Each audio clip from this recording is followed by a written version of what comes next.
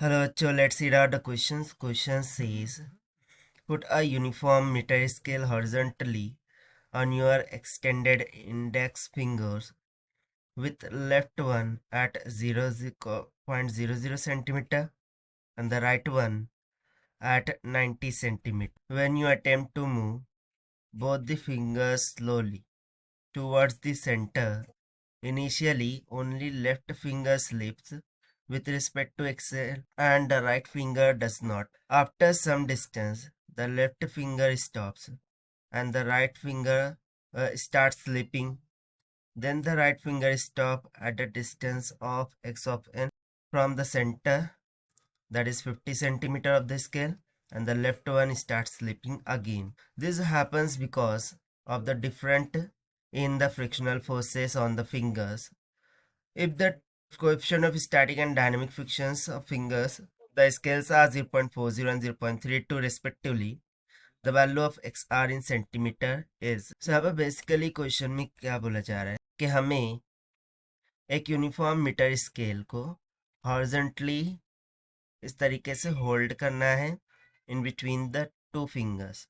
एक हो जाएंगे हमारी लेफ्ट फिंगर, एक हो जाएंगी राइट फिंगर, और ये जो पॉइंट है हम उसको मान लेते हैं मिडल पॉइंट। तो इस तरीके से इसको होल्ड करना है कि लेफ्ट फिंगर को 0 पर रखेंगे तो राइट फिंगर को हम 90 सेंटीमीटर पर। अब हम स्टार्ट करेंगे दोनों को मूव करना slowly towards the centre. Centre कहाँ पर है? यहाँ पर, उस तरफ हम जानी हम मुँह कराएंगे फिंगर्स को। तो सबसे पहले तो लेफ्ट फिंगर क्या करेंगे, स्लिप करेंगे विथ रिस्पेक्ट टू स्केल। उसके बाद राइट फिंगर, उस टाइम पर राइट फिंगर स्टॉप रहेंगे, यानी कि वो स्लिप नहीं करेंगे। बट आफ्टर सम डिस्टेंस जो लेफ्ट फिंगर है वो स्टॉप कर जाएंगी और राइट फिंगर स्लिपिंग। फिर अगेन राइट फिंगर जो है तो वो X of N from the centre, that is 50 centimetre, क्या करती है, स्टॉप कर जाती है। अब फिर अगेन लेफ्ट फिंगर स्लिप करना स्टार्ट होती है and this is happening because of difference frictional forces. So हमें simply value of x r निकालनी है for the right finger. So देखिए लेफ्ट फिंगर को यहाँ पर रखा गया है, सो ऑब्वियसली उसके द्वारा लग रही जो नॉर्मल रिएक्शन फोर्स है वो अपर डायरेक्शन में यहाँ पर होंगी, और जो राइट फिंगर है उसको 90 सेंटीमीटर पर रखा गया है क्योंकि जो कंप्लीट लेंथ होती है वो 100 सेंटीमीटर की और हम राइट फिंगर को कहाँ पर रख रहे हैं 90 सेंटीमीटर पर। सो ऑब्वियसली उसके द्वारा लग रही नॉर्मल फोर्स 90 सेंटीमीटर पर। तो यहाँ से यहाँ तक का जो फासला है वो 50 सेंटीमीटर के इक्वल होगा। सो यहाँ से यहाँ तक का जो डिस्टेंस है वो कितना हो जाएगा 40 सेंटीमीटर, क्योंकि हम राइट फिंगर को कितने पर रख रहे हैं 90 पे फ्रॉम टू द लेफ्ट। सो यहाँ पर हम सिंपली देख सकते हैं कि जो नॉर्मल रिएक्शन N2 है वो N1 से ग्रेटर दैन है। अब यहाँ उसी तरीके से हम एक सेकंड सिचुएशन को यहाँ ड्रॉ करते हैं, जैसे कि हम फिंगर्स को मूव कर रहे हैं। सो उसके अकॉर्डिंग यहाँ पर ये मिड पॉइंट पर, ठीक है, फिंगर्स क्या कर रही है, मूव कर रही है। सो जैसे ही लेफ्ट राइट फिंगर्स मूव कर रही है, सो जो न्यू पोजीशन होगी लेफ्ट फिंगर वो हो जाएंगी N3, और मान लेते हैं वो कुछ यहाँ पर है, और राइट फिंगर की न्यू पोजीशन हम मान लेते हैं N4 जो कि यहाँ पर है। सो मिड पॉइंट से उसका डिस्टेंस इनिशियली तो सेम ही होगा, ठीक है, 40 सेंटीमीटर पर, बट लेफ्ट फिंगर का जैसे कि वो मूव कर गई है, स्लाइड कर गई है, सो चेंज हो जाएगा। सो उसको हम मान लेते हैं x1 के बराबर। सो इस जानिब यानी कि इस डायरेक्शन जो लगने वाली न्यू फ्रिक्शन फोर्स होंगी वो म्यू के टाइम्स ऑफ N3 हो जाएंगी, और यहाँ पर हम लिख देंगे कि N3 must be greater than two N। So according to this सबसे पहले तो हम यहाँ पर स्टार्ट करते हैं सोल्यूशन से, and let's write it down the key concept which we are going to use here for this question. So सबसे पहला कॉन्सेप्ट तो हो जाएगा Newton second law of motion, that is force is equals to mass into acceleration. और second formula हम use कर लेंगे friction force का, जो कि होता है म्यू टाइम्स ऑफ एन के इक्वल, जहाँ पर एन नॉर्मल रिएक्शन को इंडिकेट करता है। अब सेकंड केस में हमसे क्या बोला जा रहा था कि लेफ्ट वाली स्टॉप हो गई, ठीक है, और राइट वाली फिंगर स्लिप हो रही है।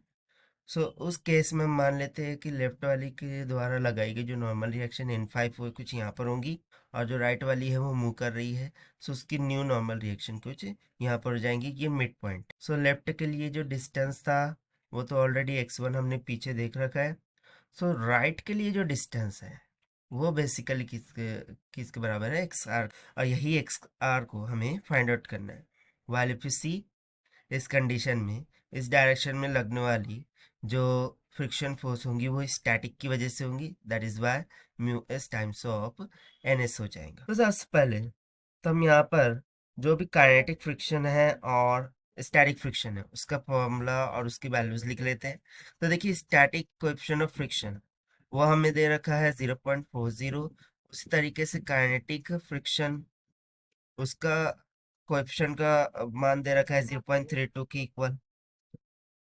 तो यदि हम फिगर 2 को कंसिडर करें, ठीक है, जिसमें N3 और N4 इस तरीके से लग रहे थे, सो देखिए इस जानिब से तो काइनेटिक फ्रिक्शन लगेंगी क्योंकि यहाँ पर लेफ्ट वाली फिंगर मूव कर रही है, लेकिन जो राइट वाली फिंगर है वो स्टैटिक कंडीशन में है, यानी उसके द्वारा कोई भी फ्रिक्शन नहीं लग रही होंगी, यानी कि वो मूव नहीं कर रही है।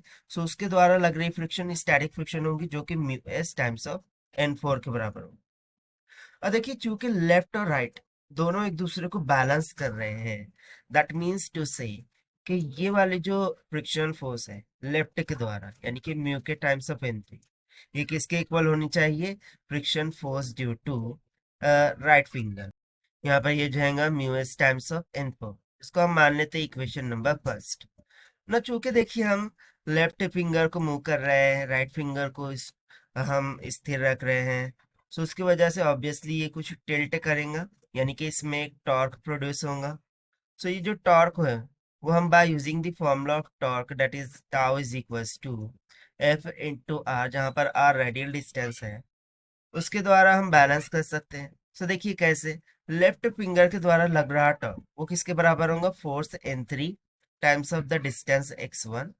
सो हम यहाँ पर लिखेंगे कि distance x1 times of N3, this must balance the torque due to right finger. So torque due to right finger क्या होगा, N4 times of the distance from the centre, यानी कि 40 सेंटीमीटर।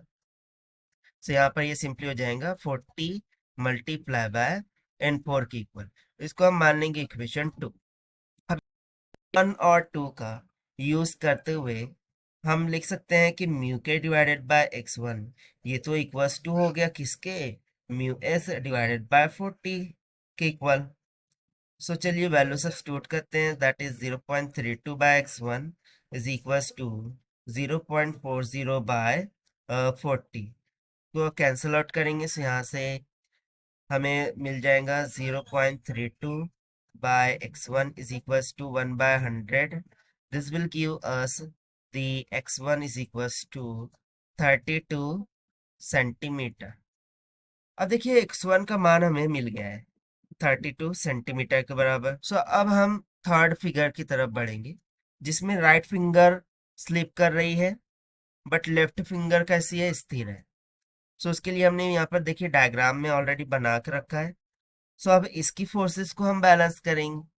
अब यहाँ पर फोर्सेस क्या है, N5, डिस्टेंस क्या है x1, यहाँ पर फोर्स है N6, तो डिस्टेंस क्या है xr। सो देखिए by using the same concept we can write down the equation like कि mu S times of N5 divided by x1 N5 ये इक्वल्स टू हो जाएगा mu S times of N6 divided by x r times of N6। So चूंकि यहाँ पर right वाली finger slip हो रही है इसलिए इसके लिए जो कोएफिशिएंट ऑफ फ्रिक्शन होगा वो म्यू के होगा ना, ओके म्यू एस। सो देखिए N कैंसिल हो गया, N6 से N6 कैंसिल हो गया, म्यू एस इसका मान हमें दे रखा है 0.40। सो म्यू एस 0.40 की इक्वल है डिवाइडेड बाय x1 हमने जस्ट फाइंड किया, कितना आया था हमारा, let me have a look, 32 centimetre. So this will be equals to mu के कितना है 0.32 that whole divided by x r. So जब आप इसको सिंप्लीफाई करेंगे तो यहाँ से एक्स आर का मान निकल के आ जाएगा 25.6 सेंटीमीटर। ये जाएगा हमारा required answer for this question जो कि हमने फाइंड किया by using the formula of friction force and torque से। So this is the required solution. I hope you understand it well, best of luck, thank you.